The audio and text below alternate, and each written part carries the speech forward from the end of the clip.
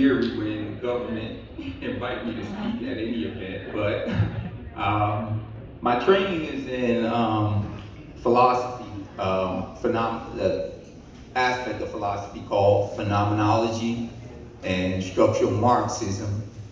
So if I say, or if I go into a discourse where I use terminology that you may not understand, I'm gonna try to do my best to be as clear as possible. I'm not lecturing to the crowd, I'm not lecturing to my students, but if I do, if you have any questions after my talk, feel free to ask. And I will start with this. About 10 years ago, I developed a theory. This is when I was in grad school. I developed a theory called phenomenological structuralism. And part of that theory has a concept in it called consciousness field theory, which I developed. And what I argued is that there is a fifth force of nature, and this fifth force of nature is tied to consciousness. For those who may not be aware of physics, contemporary physics, we only know of four forces of nature: the strong and weak nuclear force, electromagnetism, and gravity. So 10 years ago, I started publishing and argued that there is a fifth force of nature which is tied to consciousness. And I developed that theory out of what we call Haitian epistemology. Epistemology is the theory of knowledge.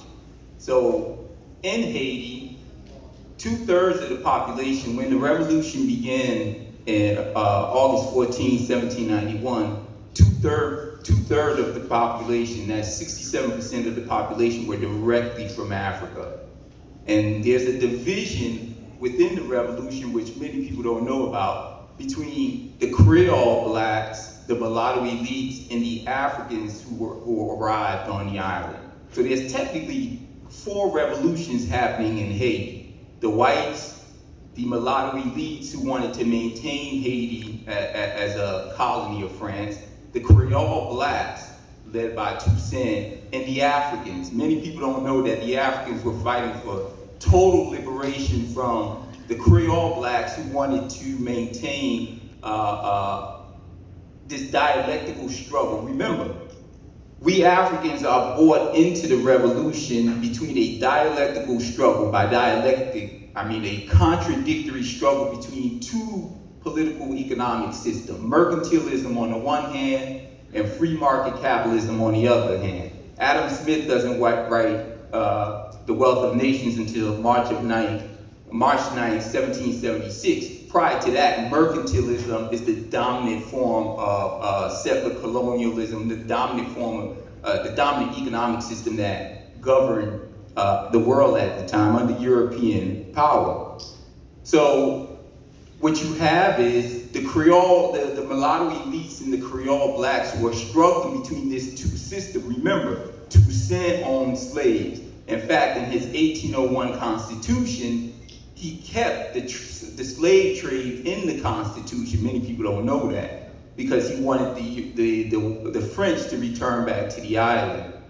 So the Africans who commenced the Haitian Revolution in our history at a voodoo ceremony called Bois Caïman, which is in the northern part of the country, in 1791. And they wanted total liberation from the two dialectical struggles: free market capitalism on the one hand, mercantilism on the other. So they wanted total liberation from that system. And the leaders of the Africans, which are erased in the history books, Makaya, Sans Souci, all we know is the palace of Sans Souci, but Sans Souci was actually a Congolese general in the revolution, assassinated by one of the, who we call the heroes of the revolution, Christophe. Christophe assassinated Sans Souci because Sans Souci refused to fight with the black elites at the time, because he realized that the black elites wanted to maintain slavery under what Toussaint called the Corvair system. So the reason why I started with consciousness in my theory of consciousness, because it is out of, once the revolution ends Dessalines declares independence. And another thing people don't know, Dessalines actually sold out Toussaint to the French because Dessalines realized that the Toussaint was having the Africans maintain their struggle against the French and the mulatto elites.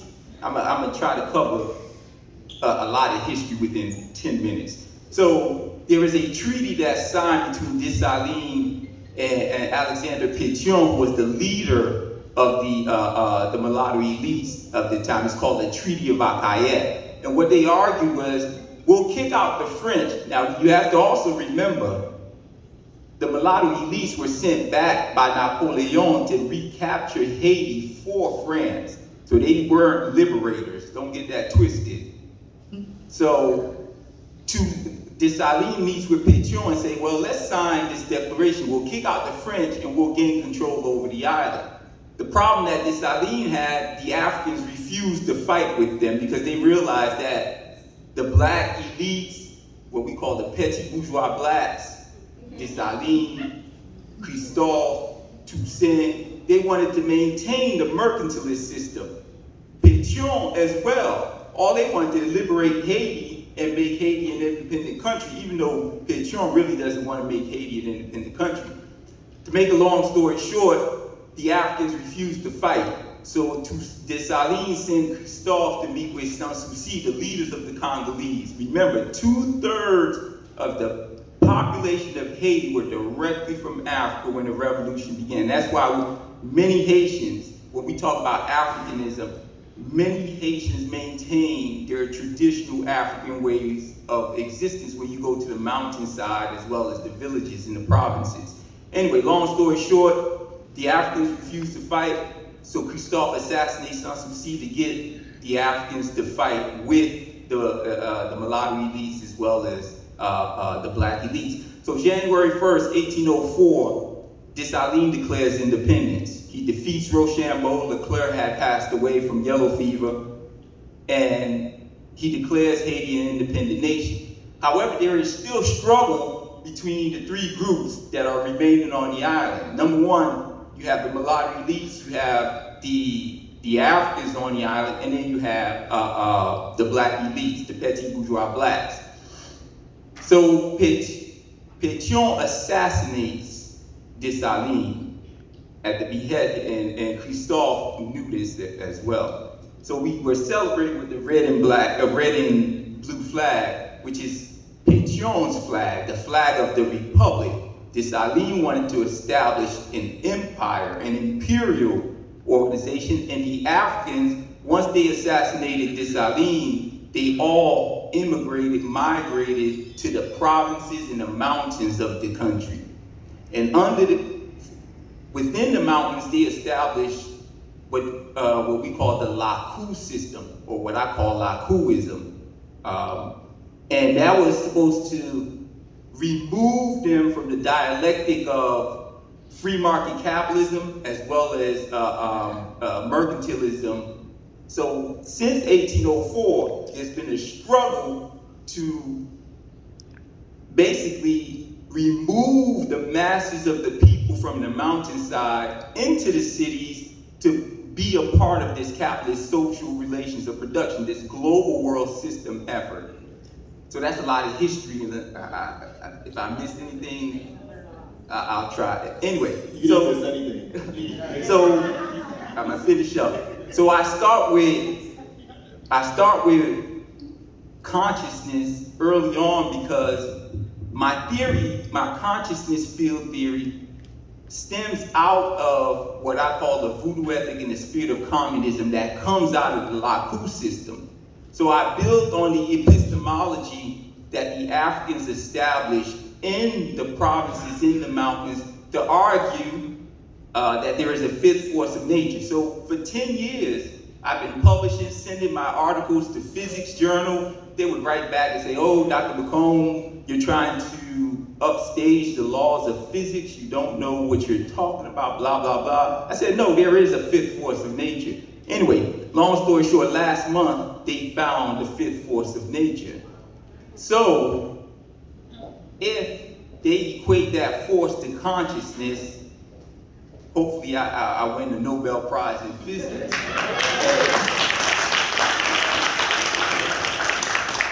And I will attribute that to my ancestors who left intact the metaphysics which we came out of Africa with. So we have to remember, the Europeans they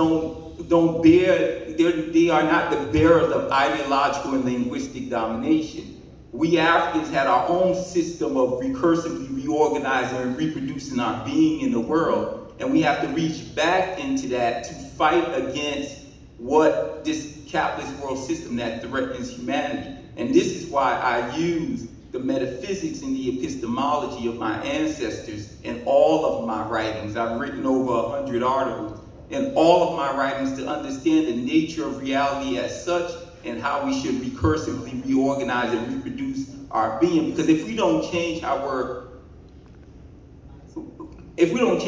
recursively organizing our existence, Mother Nature will change it for us. And I will end on that note.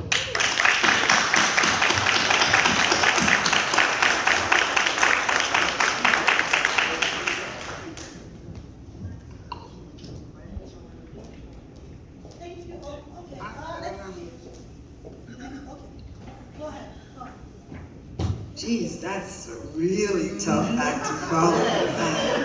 I have to tell you that I have never heard someone talk about Haitian history in 10 minutes and really hit all the critical points. So really, congratulations. That was magnificent. I don't really have to say anything else. I was very nervous because I'm not a historian and I was asked to talk about Haitian history. So first of all, I just want to bring you greetings from the Haitian Neighborhood Center, our board and our executive director, Gypsy Metellus. We are a community-based organization and we provide services to residents from North Miami Beach, North Miami, Little Haiti. We call that the Northeast Corridor. So we're very honored to have been invited here, and we thank Vice Mayor Pauly for the invitation. I'm really glad to see her, and Commander Philomé. These are people that I've known for a long time. I knew him when he was like wearing shorts.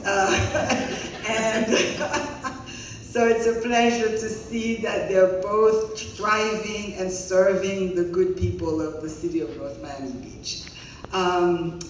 So I've been asked to talk about history, and of course, as I said before, disclaimer, I am not a historian.